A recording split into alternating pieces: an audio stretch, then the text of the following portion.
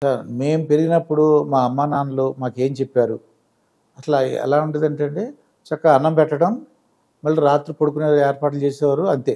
చదువుకున్నావా, ఏం చదువుకున్నావా ఏం అడిగేవారు కాదండి. నువ్వు టార్గెట్లు కూడా ఉండేవి కాదు మాకు. నువ్వు కలెక్టర్ అవ్వాలి, ఎస్పీ అవ్వాలి, ఏం చెప్పేవారు కూడా కాదు.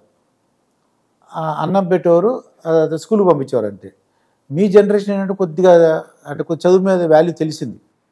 నువ్వు ఏ గ్రూప్ చదువుకోవాలి, గ్రూపులని, తర్వాత అంటే కోచింగ్ తీసుకోవడం అవన్నీ వచ్చినాయి. ఈ ప్రజెంట్ జనరేషన్లో టెక్నాలజీ ఉందండి. మీరు ఉన్నప్పుడు కూడా సెల్ ఫోన్ లేవు, మీ చిన్నప్పుడు సెల్ ఫోన్ లేవు. ఇప్పుడు అంటే గూగుల్ లేవు, అది ఆర్టిఫిషియల్ ఇంటెలిజెన్స్ లేదు. ఇప్పుడు ఈ జనరేషన్కి ఆర్టిఫిషియల్ ఇంటెలిజెన్స్ వచ్చేసిందండి. టెక్నాలజీ సెల్ ఫోన్లు వచ్చేసినాయి, విపరీతమైన టెక్నాలజీ. అయితే ప్రస్తుతం జనరేషన్ పిల్లలకి ఎలా పెంచితే మంచిది అంటారు? అమ్మా నాన్నలకి మీరు ఏం చెప్తారు? ఇక్కడ అండి చాలా విషయాలు మనం చెప్పొచ్చు అమ్మా నాన్నలకి. ఎందుకంటే నేను ఫీల్ అవుతున్నది కూడా అదేనండి. చాలా వరకు the art of parenting miss అయింది అని నాకు అనిపించినప్పుడు నేను ఆ పుస్తకం కూడా రచించాను యాక్చువల్గా, ది ఆర్ట్ ఆఫ్ పేరెంటింగ్ అనేది. అంటే పిల్లల్ని ముందు అయితే అమ్మమ్మ, నానమ్మ, తాతయ్యల దగ్గర ఎక్కువ సమయం గడిపేవాళ్ళు. ఇప్పుడు అందరూ కూడా న్యూక్లియర్ ఫ్యామిలీ, అంటే నలుగురు, ఇద్దరు ఉంటే ఇద్దరు సపరేట్గా ఉండాలి. అంటే అత్తగారి నుంచి మామగారి దగ్గర నుంచి వాళ్ళ బిడ్డను సపరేట్గా తీసుకెళ్ళిపోతున్నారు. అంటే మన ఇద్దరమే ఉండాలి, మనకెవరు వద్దు అనే ఒక థాట్ తోటి వాళ్ళు అలా న్యూక్లియర్ ఫ్యామిలీగా ఉండిపోతున్నారు. మన కుటుంబమే, భార్య భర్తలు పిల్లలు అంతే, ఇంకేం వద్దు. సో వాళ్ళు వద్దు, వీళ్ళు వద్దు. అంటే ఇలాగ వాళ్ళ పెద్దవాళ్ళని సపరేట్ చేసేసి వాళ్ళు ఏదో సాధిద్దామని పక్కకి వెళ్తున్నారు. కానీ కష్టాలు వచ్చినప్పుడు ఎవరుంటారు దగ్గర? అంటే మళ్ళీ అప్పుడు అవసరానికి అమ్మ నాన్నని తీసుకొస్తారు. పిల్లలు పుట్టిన తర్వాత కానివ్వండి, ఆ పిల్లల పెంపకం కోసం అప్పుడు కొద్ది రోజులు తీసుకొస్తారు. ఇప్పుడు అన్ని డే స్కూల్ అవి ఇవి వచ్చేసాయి కాబట్టి పిల్లలు తీసుకెళ్ళి వదులుతున్నారు, తీసుకొస్తున్నారు. అయితే ఇక్కడ మెయిన్గా మనం గమనించాల్సిందండి, పిల్లల పెంపకంపై అవగాహన చాలా మందికి లేదా, లేకపోతే ఉండి కూడా అలా చేస్తున్నారా, వాళ్ళ కోరికల వల్ల ఇలా చేస్తున్నారా అని అనిపిస్తుంది.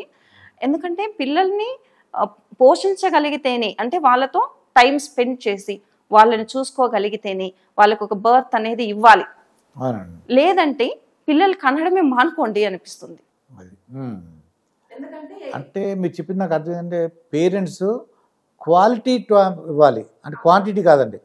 ఎదురుగుండా ఉంటారు, చదువుకోమని అంటారు, వీళ్ళేమో పక్కద టీవీ పెట్టుకోవడం, సెల్ ఫోన్లో చూసుకోవడం, సెల్ ఫోన్లో మాట్లాడుతున్నాను అనుకోండి, అది క్వాలిటీ టైం కాదు. అది ప్రత్యేకంగా వీళ్ళ పూర్తి సమయాన్ని ఆ పిల్లలకే కేటాయించాలి. అది క్వాలిటీ టైం. క్వాలిటీ టైం అంటే అట్లీస్ట్ ఒక్క రోజుకి 30 నిమిషాలైనా సమయం వెచ్చిస్తే పిల్లలతోటి వాళ్ళ థాట్ మారుతుంది. ఇప్పుడు మీరు ఒక మొబైల్ పట్టుకొని వాడికి ఒక మొబైల్ ఇచ్చేసి ఇంటిల్లి 10 ఎంతమంది ఉంటే అంతమంది ఒక్కొక్క మొబైల్లో పట్టుకొని ఉంటే ఇంకా ఎక్కడ సంభాషణ చేస్తారు? ఏమన్నా మాట్లాడినా మిస్అండర్స్టాండింగ్సే, అంటే అపార్థాలు తప్ప వేరే ఏం లేవు అక్కడ.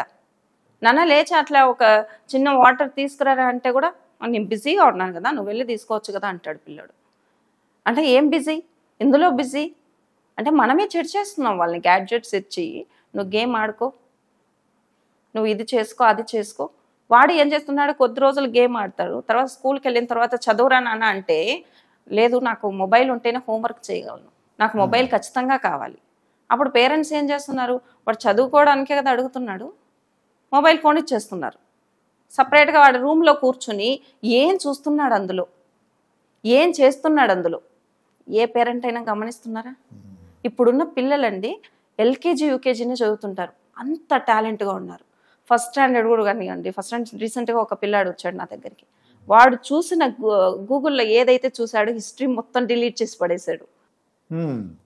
వాడి ఏజ్ ఎంత, ఎందుకు నువ్వు డిలీట్ చేసావరా అంటే, ఇది చూస్తే పేరెంట్స్ మళ్ళీ అరుస్తారు కదా, ఇదన్నీ ఎందుకు చూసావు, ఇవన్నీ ఎందుకు లోడావు అని అడుగుతారు కదా. అందుకని హిస్టరీ లేకెళ్ళాను, డిలీట్ చేసి పడేశాను. Very intelligent boy.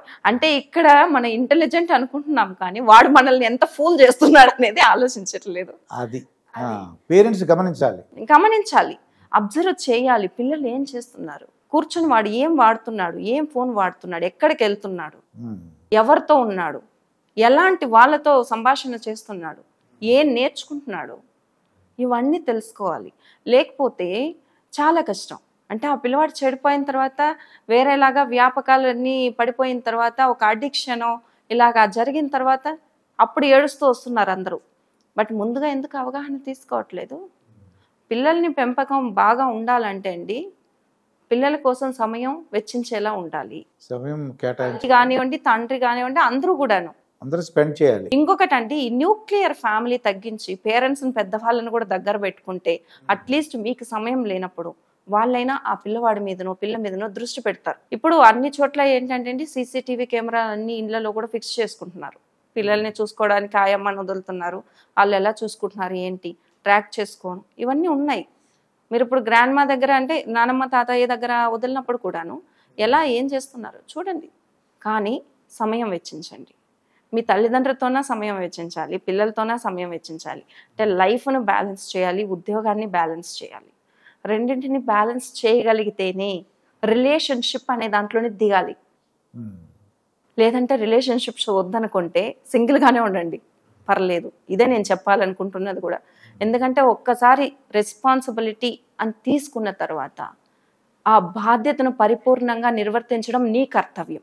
అది నాకు అర్థమైంది చాముండేశ్వరి గారు. ఏంటంటే పేరెంట్స్, ఫాదర్ కానీ మదర్ కానీ వాళ్ళకి ఎప్పుడు టైం ఉంటే అప్పుడు మొత్తం అంత టైము వాళ్ళ పిల్లలకి కేటాయిస్తూ వాళ్ళు ఏం చేస్తున్నారు, వాళ్ళు ఏం చదువుకున్నారు, వాళ్ళ హ్యాండ్ రైటింగ్ ఎలా ఉంది, వాళ్ళు ఏం మాట్లాడుతున్నారు, ఫ్రెండ్స్తో ఎలా ఉంటున్నారు, ఇవన్నీ అబ్జర్వ్ చేసి వాళ్ళకి గైడెన్స్ ఇస్తే తప్పకుండా వాళ్ళు మంచి దారిలో ఉండడానికి అవకాశం ఉంది. ఖచ్చితంగా అండి, ఖచ్చితంగా మంచి దారిలో ఉండడానికి అవకాశం ఉంది. అంటే ఇక్కడ ప్రతి నిమిషం చేయాల్సింది గమనింపు, గమనించడం.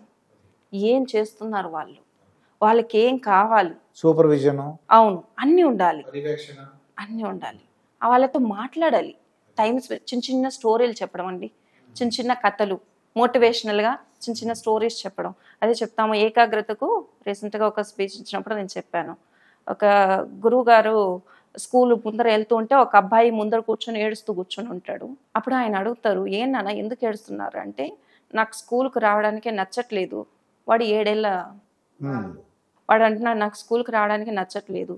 మా అమ్మ నాన్న మార్నింగే నన్ను నిద్ర లేపేస్తున్నారు, నిద్ర చెడగొడుతున్నారు. స్కూల్కి వెళ్ళు అని చెప్పి బలవంతంగా పంపిస్తున్నారు.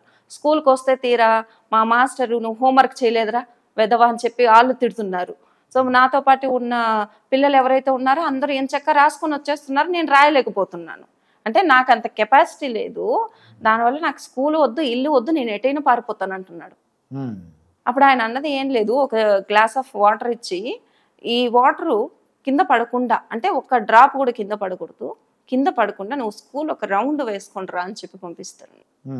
అప్పుడు ఆ అబ్బాయి దీనివల్ల ఏంటి లాభం అంటున్నాడు. వాడు, నేను ఇది పట్టుకొని వస్తే ఏం ఇస్తావు నువ్వు? సరే నువ్వు అడిగింది నేను ఇస్తాను, కానీ ఈ దీంట్లో ఉన్న వాటరు ఒక్క డ్రాప్ కూడా కింద పడకూడదు, జాగ్రత్తగా నువ్వు తీసుకొని రావాలి, స్కూల్ తిరుక్కొని రావాలి అన్నాడు. వచ్చేటప్పుడు అందరూ కూడాను అంటే వచ్చేసాడు, అబ్బాయి తిరుక్కొని వచ్చేసాడు. వచ్చేసిన తర్వాత గురువుగారు మీరు చెప్పినట్టు వాటర్ తీసుకొచ్చేసాను. ఎలా తీసుకొచ్చావు, ఎవరు నిన్ను మాట్లాడలేదా, ఎవరు కదపలేదా అంటే, నన్ను అందరూ కూడా వెక్కిరించారు, వెధవ అన్నారు. మా మాస్టరే క్లాస్కు రాకుండా ఏం చేస్తున్నావు అక్కడ అని అరిచారు.